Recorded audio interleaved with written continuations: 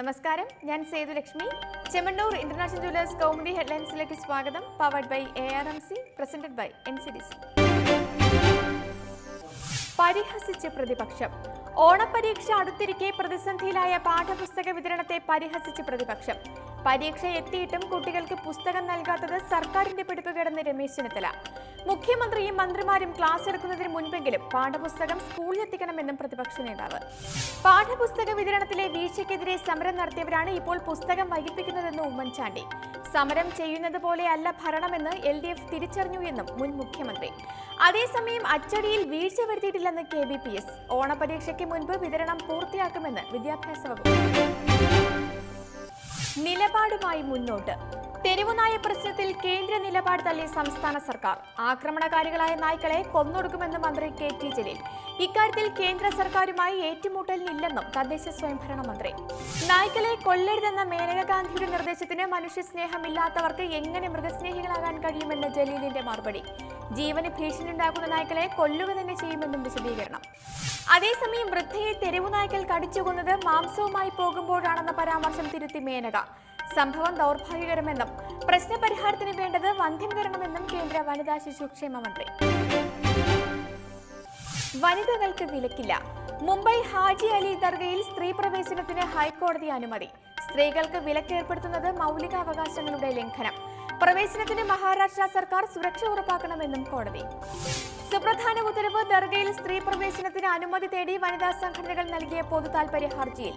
അതേസമയം വിധിക്കെതിരെ ഹാജി അലി ട്രസ്റ്റിന് സുപ്രീം കോടതിയെ സമീപിക്കാൻ 6 ആഴ്ചത്തെ സാവകാശം നൽകി കോടതി. മുങ്ങിത്തപ്പുന്ന അന്വേഷണം. ഇന്ത്യൻ അന്തർവാഹിനിയുമായി ബന്ധപ്പെട്ട് നിർണായക രഹസ്യങ്ങൾ ചോർന്നിട്ടില്ലെന്ന നിലപാടിൽ നാവികസേന.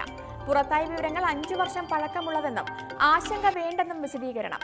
അതേസമയം ഇന്ത്യൻ വാദം ഖണ്ഡിച്ച് കൂടുതൽ രഹസ്യങ്ങൾ വെളിപ്പെടുത്തി ഓസ്ട്രേലിയൻ ദിനപത്രം.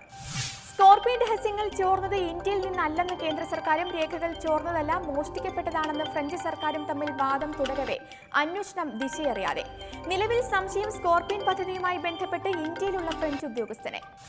അതേസമയം പുറത്തായ രേഖകളുടെ വ്യാപ്തിയും പ്രാധാന്യവും വിലയിരുത്താൻ നാവികസേനയുടെ ഉന്നതതല സമിതി. ഫ്രാൻസുമായി ഈ വിഷയം ഇന്ത്യ നയതന്ത്ര തലത്തിൽ ഉന്നയിക്കും. സംഭവത്തിൽ ഫ്രാൻസ് അടിയന്തര അന്വേഷണം നടത്തി വിവരങ്ങൾ പങ്കുവയ്ക്കണമെന്നും സുരക്ഷാകാര്യ മന്ത്രിസഭാ ഉപസമിതി. നടുക്കം മാറാതെ ഇറ്റലി. മധ്യ ഇറ്റലിയെ കശക്കിയെറിഞ്ഞ ഭൂകമ്പത്തിൽ മരണസംഖ്യ 247ആയി. 370ഓളം പേർക്ക് പരിക്ക്. പരിക്കേറ്റ പലരുടെയും നില ഗുരുതരമായതിനാൽ മരണസംഖ്യ ഉയരുമെന്ന് പ്രധാനമന്ത്രി മാറ്റിയോ റെൻസി. കെട്ടിടാവശിഷ്ടങ്ങൾക്കിടയിൽ ഒട്ടേറെ പേർ കുടുങ്ങിക്കിടക്കുന്നതായും സംശയം. രക്ഷാപ്രവർത്തനം പുരോഗമിക്കുന്നു. ഇന്നത്തെ സ്വർണ്ണ വെള്ളി നിരക്കുകൾ.